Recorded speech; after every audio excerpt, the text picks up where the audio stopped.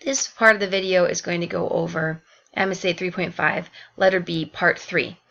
And if you went around the room and all answered how many cakes you would need to sell to make more money than he spends, you may have slightly different answers. Because if you're using the graph here, you'll notice that it's not an easy to read point, so you would have to estimate and say, this is about, well, I know it's more than 150 cakes, and it's definitely less than 200 cakes. So somewhere around maybe 164, 170, you might have an answer 170 cakes, 165 cakes. Those are good answers for how many cakes they would have to sell to make more. I know at this point here, if I could find this point, that would be where his costs, and his income are the same. And when your cost and your income are the same, then when you subtract the income minus your expenses, then you would get 0. And so you'd have a profit of 0. That's called your break-even point. So that break-even point is not an easy to read point. So what we're going to do is we could just go with your answers and estimate, or we could find an exact way to find that break-even point. So we're going to do that next. So how do you calculate profit? Well, we did that. We found calculate the income and subtract from it the expenses. Now we're going to look at how we find the point of intersection by using equations. And this is actually pretty simple once you see it, but it might take you a minute to see it. So I'm going to kind of talk you through it, and I'm hoping that it makes sense to you. First of all, though, we are on the back part of your worksheet. The break-even point is when expenses equal the income, when the expenses equal the income.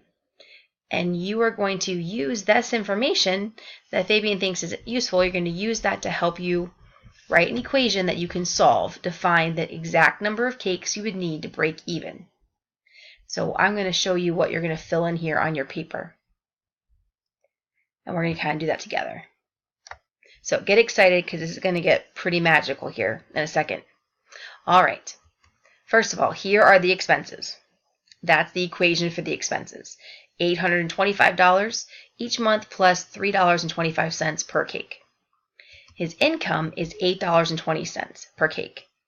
So we want to know where these two things equal. So to find where they equal, what I'm going to do is I'm going to take this equation here, the 825 plus 325n, and I'm going to make it equal to 8.20n. So it goes like this. I take this piece, and I took away the e, and I'm going to take this piece,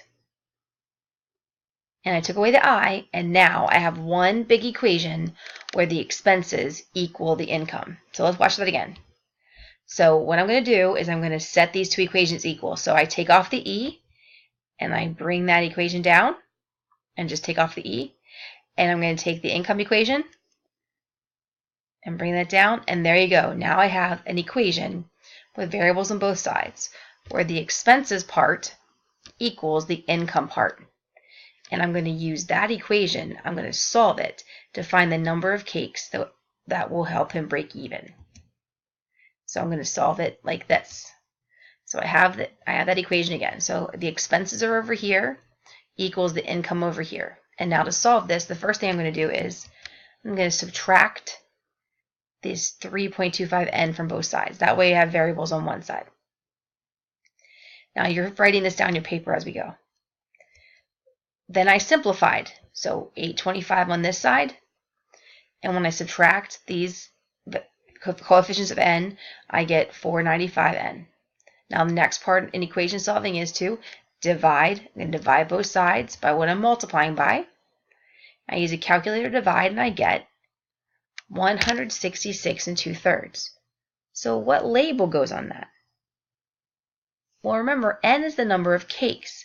That's 166 2/3 cakes. And you may think, well, that doesn't make any sense.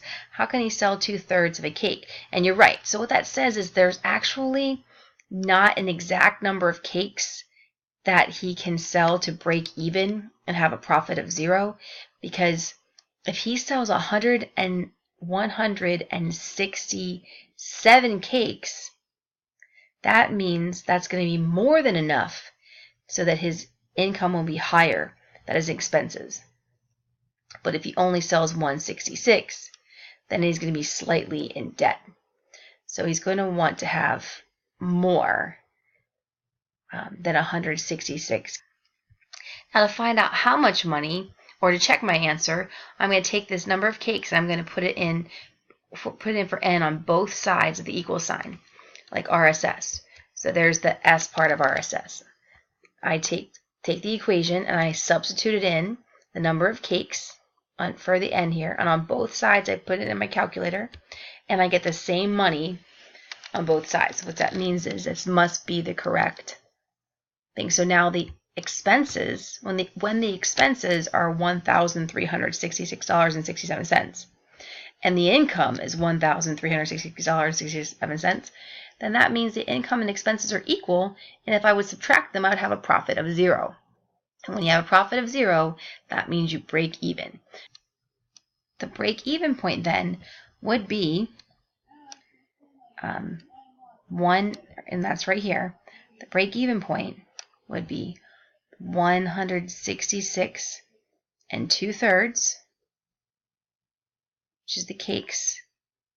That's the first number in your point, comma, and then this is, see how the money, see how it's just below 1,400, because the answer is 1,366.67. So the break-even point is a point, and you write it as a coordinate pair, meaning one number comma the other. So now that you've answered how many cakes does Fabian need to sell in order to break even, and you've written your work here and written your answer as a point, now you're going to try this additional practice.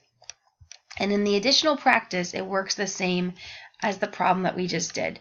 You have two equations, and you're first supposed to set them equal to each other. And that just means that you take the two equations, and I think of them like puzzle pieces, and you take off the dependent variable, and then you click them together and make one equation with the independent variable on both sides. Then you're going to solve for the independent variable, and once you solve, you get an answer, like the number of whatever you're trying to find. Then you're going to take that answer and you're going to plug that back in the equation so that you can find the other variable, like what was the cost then. And then you should write your answer as a coordinate pair. So if you want to take a moment just to write down these steps so that you know what to do, but from here I'd like you to pause the video and try the additional practice.